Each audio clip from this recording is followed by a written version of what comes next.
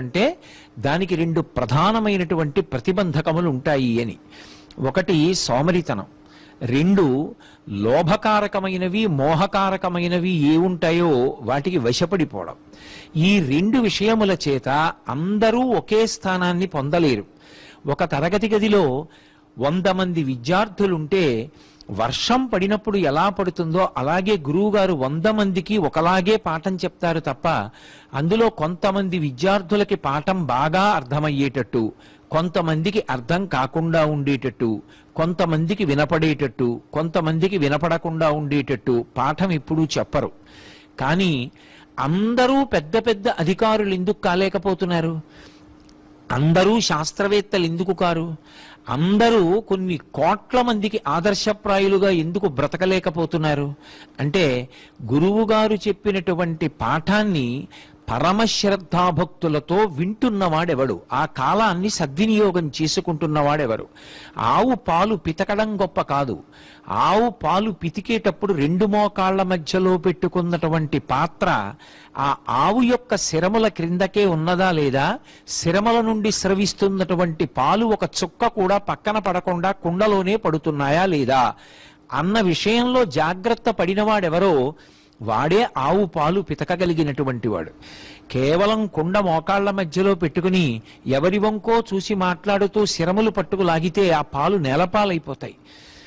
గురువుగారి దగ్గర కూర్చుని వింటున్నప్పుడు తదేక దృష్టితో ఆయన చెప్తున్నటువంటి మాటలను మాత్రమే పట్టుకుని చెవులనేటటువంటి కుండలోకి ఆ పాలని పితుక్కుంటున్నవాడెవరో వాడు మాత్రమే ధన్యాత్ముడు. ఏ కాలమునందు ఏ పని చెయ్యాలో ఆ పని చెయ్యాలి. ఎవడు తరగతి గదిలో అలా కూర్చోగలడో వాడే సమున్నత స్థానాన్ని పొందుతాడు. ఆ పని చెయ్యాలి. ఎవడు తరగతి గదిలో అలా కూర్చోగలడో వాడే సమున్నత స్థానాన్ని పొందుతాడు. తరువాత కాలమునకు ప్రతిబంధకము ఆకర్షణీయమైనటువంటి విషయాలు మనసుని లోభ పెడతాయి, మనసుని మోహ పెడతాయి. చూడండి, ఏదో ఇవాళ ఇది చదువుకుందాం 1 గంట సేపు అనుకుంటాడు, కానీ ఈలోగా ఓ క్రికెట్ మ్యాచ్ వస్తుంది, లేకపోతే ఏదో తనకిష్టమైనటువంటి సినిమా ఒకటి వస్తూ ఉంటుంది, లేదా తనకిష్టమైనటువంటి ఒక నటుడితోటి ఏదో ఒక ఇంటర్వ్యూ ప్రసారం అవుతూ ఉంటుంది. అతను తర్వాత చదువుకుందామని చెప్పి దీన్ని చూస్తూ కూర్చుంటాడు. కాలం అయిపోయింది, ఇక ఆ కాలము తిరిగి రాదు. అందుకే కాలాన్ని యమునా నదితో సంకేతిస్తారు. కాలానికి ముందుకు వెళ్ళడం తెలుసు తప్ప కాలాన్ని వెనక్కి తీసుకురాగలిగిన శక్తి లేదు. అది వెనక్కి తిరిగి రాదు. వెనక్కి తిరిగి రాదు కాబట్టి వెళ్ళిపోయిన కాలం వెళ్ళిపోయింది. ఇలా ప్రతిరోజు ఏదో ఒక కారణానికి ఆకర్షితుడై ఏది చెయ్యాలనుకుంటున్నాడో అదొక్కటే చెయ్యడు. ఏది నేను చెయ్యాలని సంకల్పం చెయ్యడో అది మాత్రం చేస్తూ ఉంటాడు. చిట్ట చివరికి ఫలితం ఏమవుతుంది అంటే, ఏ తరగతి గదిలో కలిసి తాను ఇతర విద్యార్థులతో చదువుకున్నాడో అందులోనే ఒక విద్యార్థి ఒక 10 సంవత్సరాలు పోయేటప్పటికీ ఒక 70 లక్షల రూపాయలు విలువ కలిగినటువంటి మంచి కారులో చక్కటి భార్యతో కలిసి సిగ్నల్ లైట్ పడితే ఆగుతాడు. ఆ పక్కనే ఇంకా ఉద్యోగాన్ని వెతుక్కుంటూ ఒక సైకిల్ మీద ఈ పక్క విద్యార్థి ఆగుతాడు. కిటికీ అద్దంలోంచి చూసి ఒరే బాగున్నావా అని అడుగుతాడు. వాడు కిటికీ అద్దం దింపి కారులోంచి అంటాడు, ఎరా ఇప్పటికైనా అసలు నువ్వు చెయ్యవలసిన పని సక్రమంగా అనుకున్న సమయానికి చేయడం అలవాటు చేసుకున్నావా, అలాగే ఉండిపోయావా అని అడుగుతాడు. ఇద్దరూ కలిసే చదువుకున్నారు. ఇద్దరికీ తండ్రి ఒకలాగే కట్టాడు ఫీజులు.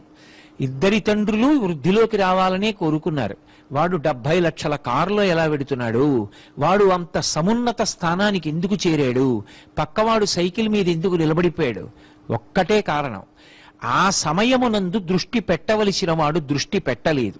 విద్యార్థి దశలో అత్యంత కీలకమైనటువంటి కాలం ఏది అంటే 10వ తరగతి నుంచి ఆ తరువాత వచ్చేటటువంటి కాలం అత్యంత విలువైనటువంటి కాలం. ఆ కాలంలో ఏ ఒక్క క్షణాన్ని దుర్వినియోగం చేసినా కూడా ఒక్క ర్యాంక్ తేడా వస్తే చాలు. తనకన్నా ముందు వాడు ఒక విశ్వవిద్యాలయంలో చదువుకుంటాడు, క్యాంపస్ సెలక్షన్లో సమున్నతమైనటువంటి స్థాయికి వెళ్ళిపోతాడు.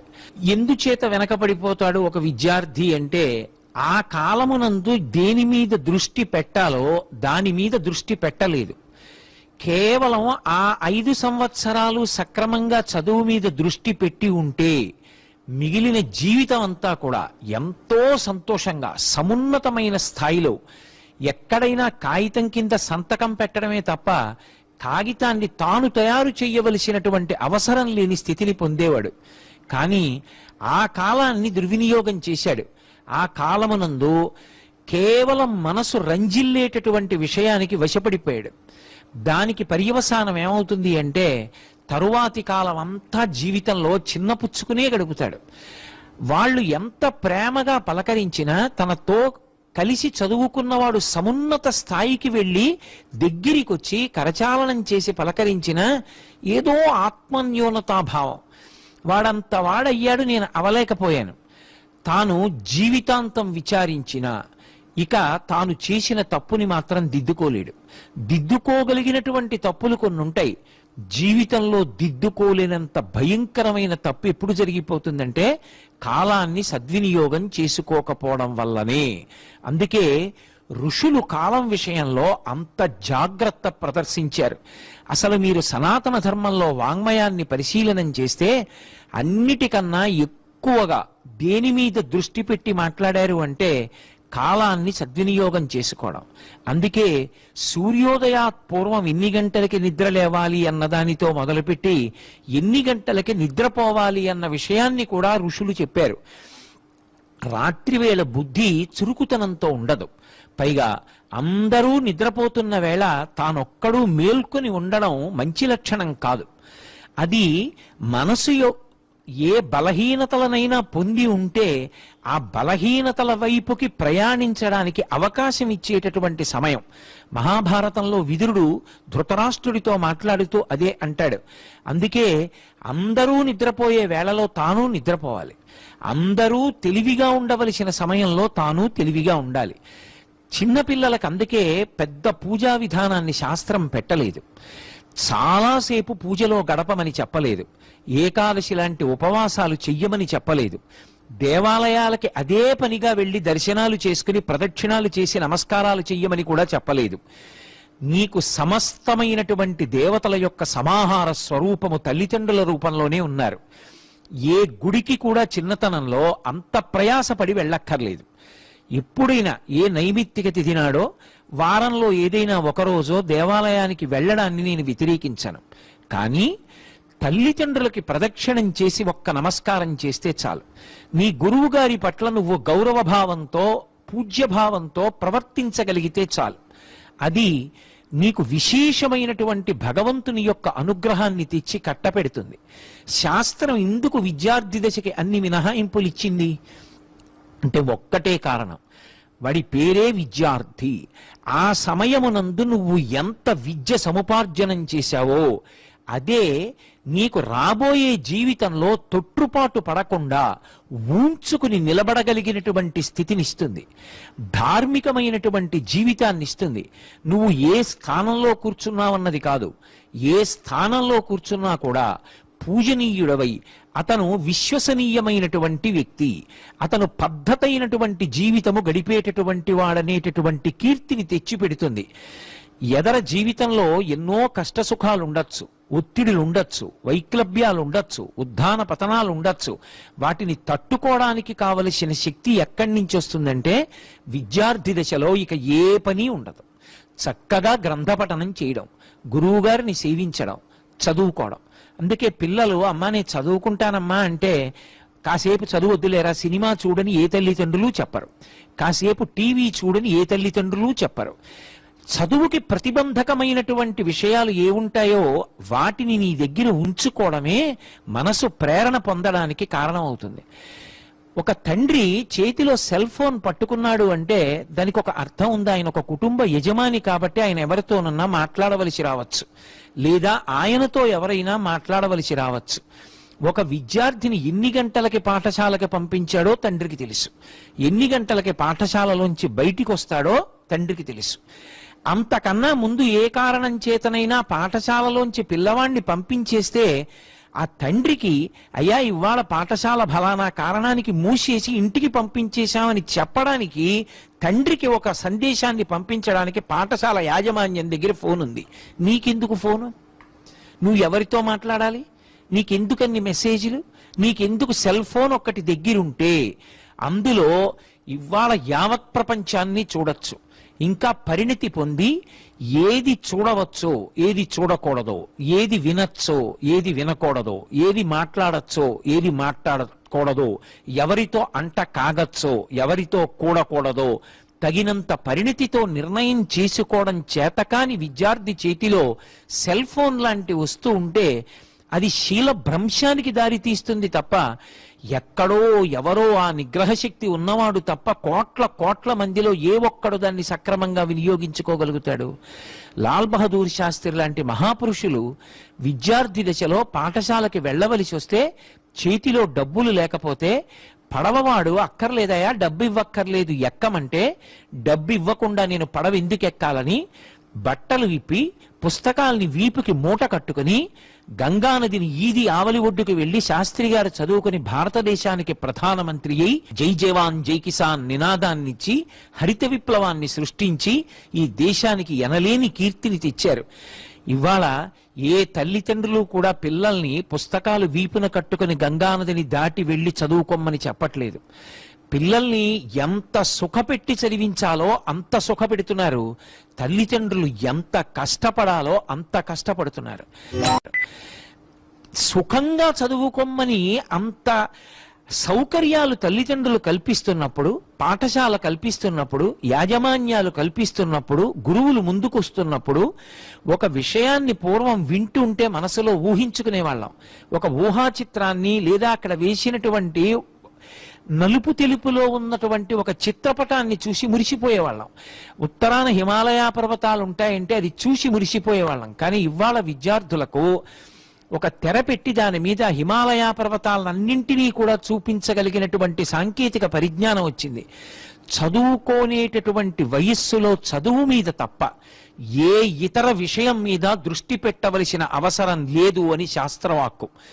చదువుకునేటటువంటి పిల్లలకి చదువు చెప్పడం వినా అసలు వాళ్ళని చదువుకోండి అన్న ఒక్క మాట తప్ప పెద్దలైన వారు తద్భిన్నమైనటువంటి ఏ విషయాన్ని వాళ్ళకి బోధ చెయ్యకూడదని, తద్భిన్నమైన ఏ విషయంలోకి విద్యార్థుల్ని లాగకూడదని, వాళ్ళ జీవితంలో ఆ కాలం పాడైపోతే ఇక ఎవరూ తెచ్చిపెట్టి ఇవ్వలేనటువంటిది.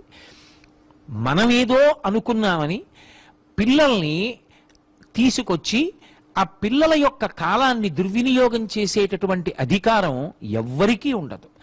పిల్లలకి సెల్ ఫోన్లు ఇవ్వడం అనేటటువంటిది వాళ్ళు నిలబడడం అనేటటువంటి దానికి ప్రశ్నార్థకమై వాళ్ళకి వాళ్ళ శీలాన్ని పాడు చేయగలిగినటువంటి ఒక ఉత్ప్రేరకాన్ని అందించడం. అలాగే విపరీతమైన వేగంతో వెళ్ళగలిగినటువంటి ద్విచక్ర వాహనాలు ఎవరో ఒక పిల్లవాడు తెలిసో తెలియకో కొనుక్కుంటాడు. తెలియక బలహీనమైన మనస్తత్వం ఉన్నటువంటి పిల్లవాడు తండ్రిని వేధించవచ్చుగాక, చెప్పడం చేత కాకపోతే ఇంకొక పెద్దల దగ్గరికి తీసుకెళ్లి దానివల్ల వచ్చే ప్రమాదాన్ని చెప్పాలి. ఆ వయసులో ఎంత వేగంగా వెళ్ళడం అంటే అంత వేగంగా వెళ్ళడం సంతోషం అనిపిస్తుంది. కానీ జీవితంలో ఏది సాధించాలన్నా శరీరానికి ఆరోగ్యం ఉండడం అనేటటువంటిది అత్యంత అవసరం. ఈ దేశంలో ఒక ఐపీఎస్ ఆఫీసర్ కాగలిగినటువంటి ఒక సమర్థుడికి, ఎంతో మంది సంఘ విద్రోహక శక్తుల్ని పట్టుకోగలిగినటువంటి వ్యక్తికి చిన్నతనంలో ఒక మోటార్ సైకిల్ ఇచ్చిన కారణం చేత వాడికి వెన్నుపావు మీద తగలరాని దెబ్బ తగిలితే, వాడు దాని మించి జారి పడిపోతే ఈ పిల్లవాడు మెట్లెక్కకూడదు, ఈ పిల్లవాడు పరిగెత్తకూడదు అంటే కొడుకు అడిగాడు అని చెప్పి కొడుకు మీద ప్రేమ ఉండడం తప్పు కాదు. కానీ లొంగిపోయి తండ్రి మోటార్ సైకిల్ ఇవ్వడం ఎంత తప్పో, ఆ మోటార్ సైకిల్ వాడుకోవాలన్న కోరిక కలగకూడని వయసులో కలగడం కూడా అంతే తప్పు. అలా కలగకుండా ఉండాలి అంటే చదువు ఒక్కటి కాదు, దానికి సంస్కారము తోడు కావాలి. ఎంతమంది మహనీయులు చదువుకునేటప్పుడు ఎంత కష్టపడి చదువుకుంటే అంత వృద్ధిలోకి వచ్చారో అర్థం అవ్వాలి. ఏపీజే అబ్దుల్ కలాం గారు ఈ దేశానికి రాష్ట్రపతి చేశారు. ఒకప్పుడు రామేశ్వరం పక్క నుంచి అత్యంత వేగంగా వెళ్ళిపోతున్న రైలు రామేశ్వరంలో స్టాప్ లేకపోతే వెళ్ళిపోతున్న రైల్లోంచి పేపర్ కట్టలు బయటికి తోసేస్తే ఆ పేపర్ కట్టలు తీసుకొచ్చి ఇంటికి వాటన్నింటినీ విడివిడిగా పేపర్లుగా కట్టుకుని సైకిల్కి పెట్టుకుని తెల్లవారుజామున రామేశ్వరంలో ఇంటింటికి తిరిగి ఆ పేపర్ వేసి పాఠశాలకు వెళ్ళి చదువుకుని సాయంకాలం 1 గంట మళ్ళీ ఇంటింటికి వెళ్ళి పేపర్ బిల్ కలెక్ట్ చేసి పరమ శ్రద్ధాభక్తులతో 7 గంటల నుంచి చదువుకుని అంత వృద్ధిలోకొచ్చి భారత రాష్ట్రపతి అయి మన దేశం యొక్క కీర్తిని ప్రపంచవ్యాప్తంగా నిలబెట్టారు. అటువంటి మహనీయుని యొక్క అడుగుజాడలలో నడవడం భారతదేశంలో ఉన్నటువంటి విద్యార్థులందరికీ ఆవశ్యకం. వార్తాపత్రికలు కానీ, దినపత్రికలు కానీ, మాధ్యమాలు కానీ అటువంటి మహనీయుల యొక్క జీవితాల్ని చూపించడానికి ప్రత్యేకంగా సమయాలు కేటాయించాలి. విద్యార్థి దశలో ఉండగా కేవలం చదువే కాకుండా దానితో పాటు సంస్కార బలాన్ని పిల్లలకి అందజేయగలిగినటువంటి మహనీయుల యొక్క జీవిత చరిత్రలు అందుబాటులోకి తేవాలి. పాఠశాలల యొక్క గ్రంథాలయాలలో ఆ పుస్తకాల నుంచి వాళ్ళకి చదువుకునేటటువంటి అలవాటు చెయ్యాలి. కాలం సద్వినియోగం కాకపోవడానికి మరొక ప్రతిబంధకం సోమరితనం.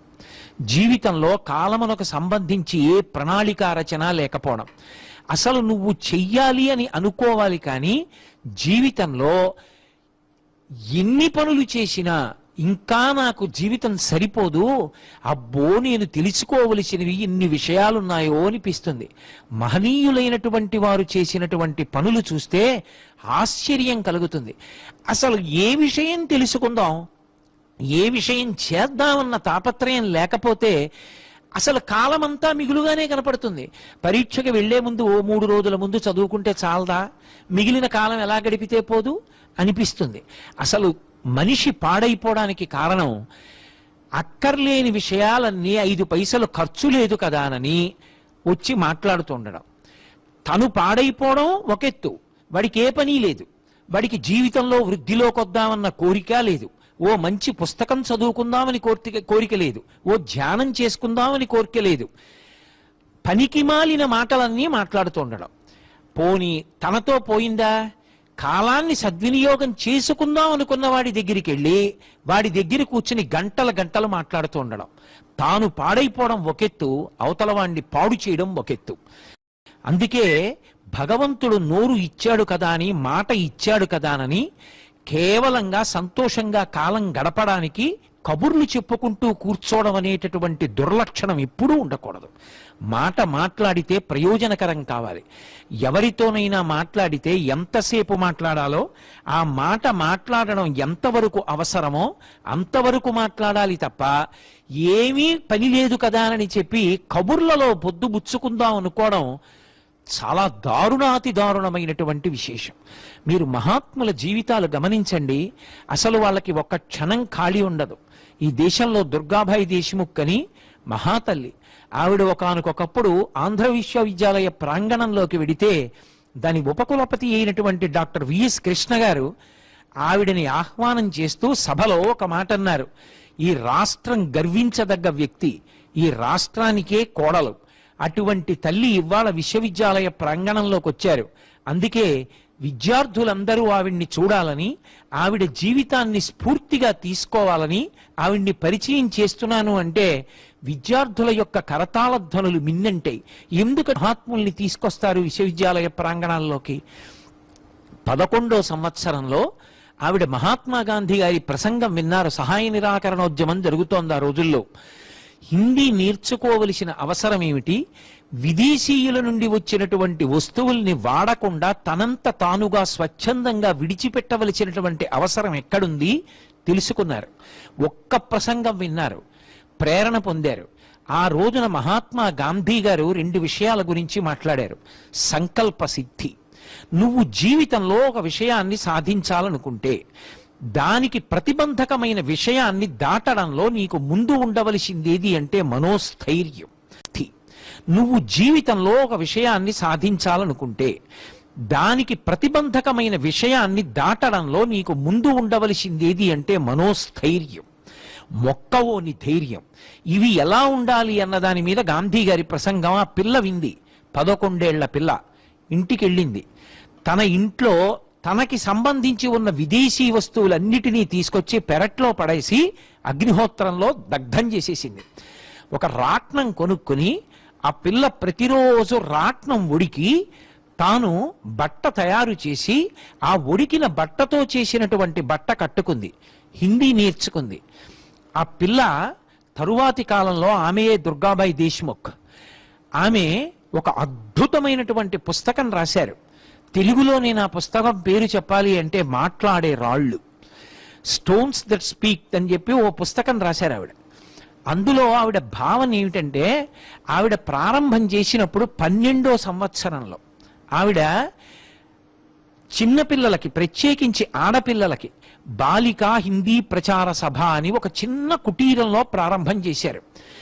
తాను మహాత్మా గాంధీ గారి యొక్క ప్రసంగం నుంచి ఎలా ప్రేరణ పొందారో అలా అందరికీ కూడా దేశభక్తి కలగడానికి చిన్న పిల్ల దేశభక్తికి సంబంధించిన పుస్తకాలు చదివి అందరినీ కూర్చోపెట్టి దేశభక్తి కలిగేటట్టుగా దేశభక్తుల యొక్క చరిత్రలు చెప్తూ ఉండేవారు. ఎంత మందిని తీర్చిదిద్దారు. తరువాతి కాలంలో ఆవిడ అకుంఠితమైనటువంటి దీక్ష చేత ఆమె సంకల్పానికి సువిశాలమైనటువంటి ప్రాంగణాలు, దాదాపుగా ఒక 100 ప్రాంగణాలు ఒక్క ఆంధ్రదేశంలో వచ్చాయి. కొన్ని వేల మంది స్త్రీలకి ఆవిడ ఉద్ధరణకారకమైనటువంటి అనేకమైనటువంటి విషయాలు కల్పించగలిగారు. ఆవిడ పుస్తకానికి అందుకే మాట్లాడే రాయి అని పేరు పెట్టారు. మనం పునాది రాయి అని ఒకటి వేస్తాం. పునాది రాయి దేనికి సంకేతం? ఒక సంకల్పానికి ప్రతీక. నేను ఇక్కడ 7 అంతస్తుల మేడ కట్టాలనుకున్నాను, ఒక పునాది రాయి వేశాను. అది 100 ఏళ్ళైనా అలాగే ఉండిపోయింది. ఇప్పుడు ఆ పునాది రాయి ఏం మాట్లాడుతుంది? అది ఏం మాట్లాడదు అనుకోకండి, అది మాట్లాడుతుంది. ఏమిటండి ఈ రాయి? పునాది రాయి. ఎప్పుడు వేశారు? 100 ఏళ్ల క్రితం. ఎవరు వేశారు? ఫలానా ఆయన. ఎందుకు వేశారు? మేడ కడదామని. ఏం చేశారు? కట్టలేదు. ఆయన ఏడి కాలగర్భంలో కలిసిపోయాడు. అంటే ఇప్పుడు ఆ రాయి ఏం చెప్తోంది? సంకల్ప శుద్ధి లేని వ్యక్తి గురించి మాట్లాడుతోంది. వేరొక పునాది రాయి ఉంది. ఆ పునాది రాయి పక్కన ఒక విశ్వవిద్యాలయం వచ్చింది. ఆ పునాది రాయి పక్కన ఒక పెద్ద వైద్యాలయం వచ్చింది.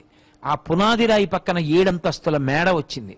ఆ పునాది రాయి పక్కన ఒక పెద్ద నృత్య కళా కేంద్రం వచ్చింది. అదేం చెప్తోంది? ఆ వ్యక్తి ఏ లక్ష్యంతో ప్రారంభం చేశాడో ఆ లక్ష్యము ఇవాళ ఆ లోపల ఎలా తీర్చిదిద్దబడిందో, ఎంతమంది ఆ లక్ష్యం వేపికి అడుగులు వేసి అంత గొప్పవాళ్ళై దేశ చరిత్రకే కీర్తి పుటల్ని తొడగగలుగుతున్నారో. మాట్లాడదు అని మనం అనుకున్న ఆ పునాది రాయి మాట్లాడుతోంది. ఆవిడ పుస్తకానికి పెట్టుకున్న పేరది, మాట్లాడుతున్న రాళ్ళు. ఆ మాట్లాడుతున్న రాళ్ళు మహాత్ముల జీవితాల యొక్క సంకల్ప శుద్ధికి ప్రతీకలు. వాళ్ళు ఎంత కష్టపడితే సంకల్పాలు నెరవేరాయో, కాలాన్ని ఎంత ప్రణాళికాబద్ధం చేసుకున్నారో, ప్రతిబంధకాల్ని ఎలా అధిగమించారో, ఎన్ని కష్టాలు పడి జీవితాల్లో అంత సమున్నతమైన స్థితికి ఎదిగాయో, ఆవిడ పుస్తకానికి ఆ పేరు పెట్టుకొని కాలాన్ని ఎలా వినియోగించుకోవాలో వ్రాస్తూ ఆ తల్లి ఆ పుస్తకంలో ఒక చోట ఒక మాట వ్రాశారు. నాకు ఆ మాట జ్ఞాపకానికి వచ్చినప్పుడల్లా పులకాంకురాలు వస్తూ ఉంటాయి.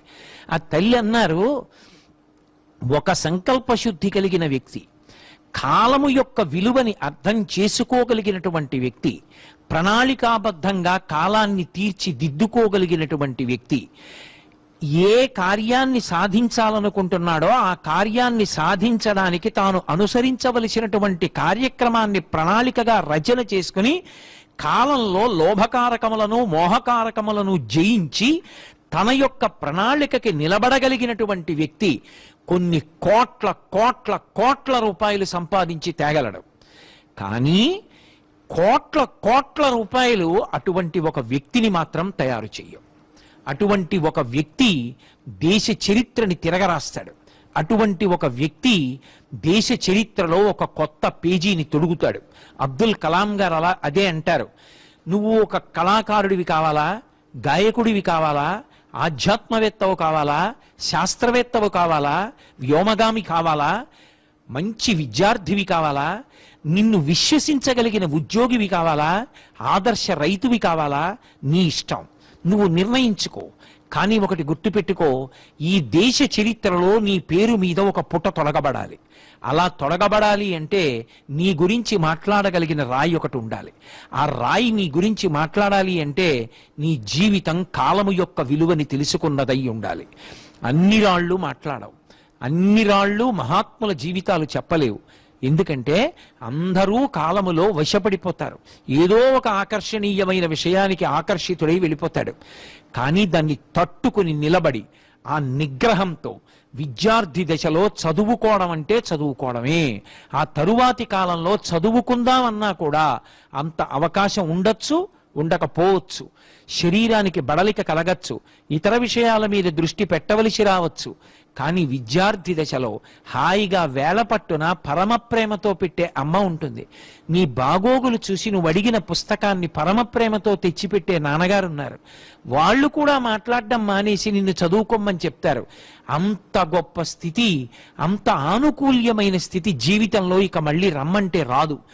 ఆ కాలమునందు ఎవడు సద్వినియోగం చేసుకుంటాడో, ఎవడు బాగా చదువుకుంటాడో, ఎవడు మస్తిష్కంలో నిక్షిప్తం చేసుకుంటాడో వాడు వృద్ధిలోకి వస్తాడు. అందుకే మనకి వాంగ్మయాన్ని ఛందోబద్ధం చేస్తారు. ఏది జ్ఞాపకం ఉంచుకోక్కర్లేదో అది వచనంగా చెప్తారు. ఏది జ్ఞాపకంలో ఉండాలో జీవితంలో దాన్ని ఛందస్సులో వ్రాస్తారు. మత్తేభం, శార్దూలం, కందం, సీసపద్యం ఇవి ధారణాయోగ్యములై ఉంటాయి. ఇవి చదివితే జ్ఞాపకం ఉంటాయి. అందుకు ఛందస్సు. ఛందస్సులో ఉన్నది జ్ఞాపకం ఉంటే నీకు జీవితంలో ఒడిదుడుకులు వచ్చినప్పుడు ఆ విద్య నీకు అక్కరకొస్తుంది తప్ప ఆ పుస్తకం నా ఇంట్లో పుస్తకాలు పెట్టుకున్న గూట్లో ఉందండి అంటే సమస్య ఇక్కడ, పుస్తకం అక్కడ ఉంటే ఆ సమస్యకి పరిష్కారం కానీ ఆ సమస్యని తట్టుకోగలిగిన శక్తి కానీ నీకు అక్కరకి రాదు. అందుకే మహాత్ముల జీవితాలలో ఏది వదులుకోలేదు అంటే కాలాన్ని వదులుకోలేదు. దక్షిణ దేశంలో అంత ప్రఖ్యాతి వహించినటువంటి అరబిందో ఒకానొకప్పుడు అండమాన్ కారాగారంలో ఉన్నారు. ఎటువంటి కారాగారం అంటే నెల్సన్ మండేలా ఉన్న కారాగారం లాగే శరీరం అంతా చాపుకు పడుకోవడానికి వీలు లేదు. మంచినీళ్లు తాగాలి అంటే చేయి అంతా ఊచల్లోంచి బాగా చాపితే తప్ప అందనంత దూరంలో అందకుండా ఉండేటట్టు కుండ పెట్టేవారు. కుండ దగ్గర గ్లాసు పెట్టేవారు. మంచినీళ్లు కావాలంటే గ్లాసు ఊచల్లోంచి చెయ్యి బాగా పెట్టి గ్లాసు అందుకుని కుండలో పెట్టి నీళ్లు తీసి గ్లాసు చివరి భాగమే అందుతుంది. పరమ జాగ్రత్తగా గ్లాసుని దగ్గరికి తెచ్చుకోవాలి. గ్లాసు చెయ్యి చారి పడిపోయిందా మళ్ళీ మరునాడు మరుగుదొడ్లు తుడవడానికి ఒక వ్యక్తి వస్తాడు. మాట్లాడ్డావు మరుగుదొడ్లు తుడిచి నీళ్లు పెట్టి ఆ సమయానికి పెట్టవలసిన అన్నం లోపలికి తోసి వెళ్ళిపోతారు. చాలా మంది ఆ నిశ్శబ్దాన్ని భరించలేక, మాట మాట్లాడే మనిషి లేక పిచ్చెక్కిపోయి పెద్ద పెద్ద అరుపులరిచి పక్కనున్నటువంటి గదుల్లోనే మరణిస్తుంటే ఆ మరణించినటువంటి స్వాతంత్ర సమరయోధుల్ని శరీరాలు పట్టుకు తీసుకెళ్లి సముద్రంలోకి విసిరేసేవారు. అన్నీ చూస్తుండేవారు. కానీ తాను మాత్రం పోన్లే కాలం ప్రశాంతంగా లభించిందని ఆ కారాగారంలో కూర్చుని భగవద్గీత అంతా చదివి భగవద్గీతకు వ్యాఖ్యానాలు తయారు చేసి తాను యోగ సమాధిలోకి వెళ్ళి తదనంతర కాలంలో ఆయన విడుదల చేసిన తర్వాత పాండిచేరి వచ్చి తనదైన సిద్ధాంతంతో ప్రపంచవ్యాప్తమైనటువంటి గౌరవాన్ని పొందారు. జవహర్లాల్ నెహ్రూ గారిని కారాగారంలో ఉంచితే మహానుభావుడు అద్భుతమైనటువంటి గ్రంథాలని రచన చేశారు. అలాగే మహాత్ములైనటువంటి వారి జీవితంలో కాలమునకు ఎంత విలువనిస్తారో గుర్తించాలి. ఒకసారి ప్రేరణ పొందినటువంటి దుర్గాబాయి దేశ్ముఖ్ చిన్నతనంలో హిందీ నేర్చుకుంటే ఆవిడ్ని హిందీ ఎగ్జిబిషన్కి తీసుకెళ్లారు వాలంటీర్గా. గాంధీ గారు ఆవిడ్ని చూసి ఎంతో ఇష్టపడ్డారు. ఆ చిన్న పిల్లని వాలంటీర్గా నించోపెట్టారు. బ్యాడ్జి ఉంటేనే ఎగ్జిబిషన్లోకి ప్రవేశపెట్టు, బ్యాడ్జి లేకపోతే లోపలికి పంపద్దు. జవహర్లాల్ నెహ్రూ గారు ఎగ్జిబిషన్ చూడడానికి వచ్చారు. ఆవిడ లోపలికి పంపించలేదు, ఆప్ చేసింది. అందరూ తెల్లబోయారు. అదేమిటి, ఆయన జవహర్లాల్ నెహ్రూ విడిచిపెట్టమన్నారు. ఆవిడంది నేను విడిచిపెట్టను. నాకేమని చెప్పారు, బ్యాడ్జి లేకపోతే విడిచిపెట్టవద్దు. ఆయనకి బ్యాడ్జి లేదు, వదిలిపెట్టను. నెహ్రూ గారైనా సరే వెళ్ళి బ్యాడ్జి పెట్టుకు రావాల్సింది.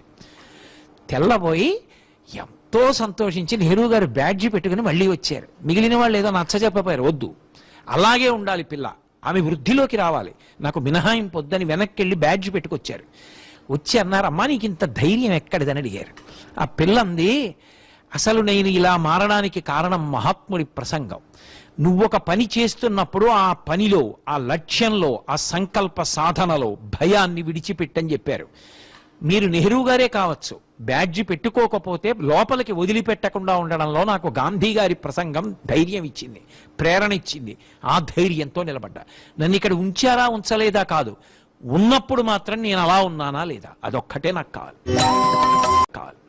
మురిసిపోయారు జవహర్లాల్ నెహ్రూ గారు. అది ధైర్యం. ఎన్ని విని ఏం ప్రయోజనం మనసుకి ఎక్కనప్పుడు? మనసుకి ఎక్కినది ఒక్క మాట చాలు, మహాత్ముడిగా తీర్చిదిద్దుతుంది. ఇప్పటికీ మనకి విజయవాడలో ఉన్నటువంటి డాక్టర్ ఎన్టీఆర్ ఆ వైద్య ఆరోగ్య విశ్వవిద్యాలయానికి ఉపకులపతిగా ఉన్నారు డాక్టర్ ఐవి రావు గారు. ఆయన జీవితంలో కాలమునందు ప్రణాళికాబద్ధమైనటువంటి విధానం చూడండి. ఒత్తిడి అన్న 3 అక్షరాలు ఆయన జీవితంలో ఉండవు. ఎందుకో తెలుసా? తెల్లవారుజామున ఎన్ని గంటలకి నిద్ర లేవాలో అన్ని గంటలకి లేస్తారు, చక్కగా పూజ చేసుకుంటారు. తెల్లవారుజామున 5:30 హాస్పిటల్కి వెడతారు. ఒక వరుస క్రమంలో ఎంతమందిని చూడాలో అంతమందిని చూస్తారు.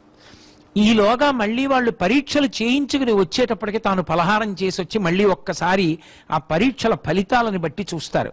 కేవలం ఆ ఫలితాలు చూడడం కాదు, ఇప్పటికీ కూడా అసలు క్లినికల్ టెస్ట్ వచ్చిన పేషెంట్ని కూర్చోపెట్టి ఆపాదమస్తకం జాగ్రత్తగా పరిశీలనం చేసి వచ్చిన రిపోర్టు ఆ రోగి యొక్క స్థితి రెండూ సమన్వయం అవుతున్నాయా లేదా తన బుద్ధితో నిర్ణయం చేసుకుని మందు రాస్తారు. అదే పనిగా వ్రాస్తూ కూర్చోరు. వ్రాసేటప్పుడు కూడా సమయాన్ని ఎంత పొదుపు చేస్తారంటే, క్రిందటి నెలలో 5 మందులు రాస్తే ఈ నెలలో మళ్ళీ వస్తే మళ్ళీ 5 మందుల పేర్లు వ్రాయరు. 1, 2, 3, 4, 5 వేస్తారు. 3వ మాత్ర వదిలేయండి అంటే 3వ మాత్ర మీద గీత పెడతారు. ఈ మిగిలినవి అలాగే వాడండి అని చెప్తారు. ఎందుకంటే అతను నెల నుంచి వాడుతున్నాడు, తెలిసి ఎలా వేసుకోవాలో. 3వది అక్కర్లేదు, మళ్ళీ 4 రాసి ఒకటి వదిలిపెట్టరు. 5 అంకెలేసి 3 కొట్టి సంతకం పెడతారు, అంతే. మాట్లాడేటప్పుడు గంట సేపు మాట్లాడక్కర్లా, అవతల వాడికి ఉత్సాహం కలిగేటట్టు. డాక్టర్లలో బహుశా అలా మాట్లాడిన డాక్టర్ ఆయన ఒక్కరినే చూశాను నేను. ఆయన మీరు ఈ మందు వేసుకోండి అనరు, మీరు ఈ మందు వేసుకోండి అంటే నేను రోగిని అన్న భావన కలుగుతుంది. ఆయన కోటేశ్వరారు ఈ మాత్రం 3 పూట్ల వేసుకుందాం 1 వారం రోజులు అంటారు. వేసుకుందాం ఏమిటి, ఆయన వేసుకుంటారా? కాదు, ఈ మాత్ర 3 పూట్ల 1 వారం రోజులు వేసుకుందాం అండి, తగ్గిపోతుంది, తగ్గపోతే అప్పుడు చూద్దాం కోటేశ్వరారు అంటారు. అంటే ఆ మాట అనడంలో ఆయన మనతో మమేకమవుతారు. ఆ మమేకం అవడంలో ఒక సయోధ్య, ఒక సంతోషం, ఒక వ్యక్తిగత అనుబంధం పెట్టుకుంటారు. అది వచ్చినటువంటి రోగికి గొప్ప ఉపశాంతినిస్తుంది. ఎంత గొప్పగా సమయాన్ని ప్రణాళికాబద్ధం చేస్తారో. వృద్ధురాలైపోయినటువంటి తల్లి దగ్గరికి వెళ్ళి కూర్చోవడానికి కూడా సమయం ఉంటుంది. రాత్రి పడుకోవడానికి వెళ్ళిపోయే ముందు అమ్మగారి దగ్గరికి వెళ్ళి అమ్మగారి మంచం మీద కూర్చుని అమ్మగారి కాళ్ళొత్తుతూ, అమ్మా అన్నం తిన్నావా, పలహారం చేశావా, ఇవాళ నీ కోడలు పండగని బొబ్బట్లు చేసింది తిన్నావా అంటే షుగర్ కదరా అని తల్లి అంటే, పెద్ద నవ్వునవమ్మ, ఇంకో మాత్రం ఇస్తాను తినమ్మా అని ఆయన చేత్తోనే ఓ ముక్క పెట్టి, ఇంత కీర్తివంతుడైనా రోజు వచ్చి నా దగ్గర కాసేపు కూర్చుని ఎడతాడు నా కొడుకు. ఆ తల్లి అంతకాలం ఉన్నారంటే ఐవి రావు గారి సేవ వల్ల. నిజంగా ఒక వ్యక్తి ఎలా బ్రతకాలో, చెయ్యవలసిన పని ఒకటి ఉంటుంది. రేపు ఈ పని చేస్తానంటాడు, 5 గంటలకి లేస్తే తప్ప పని అవ్వదు.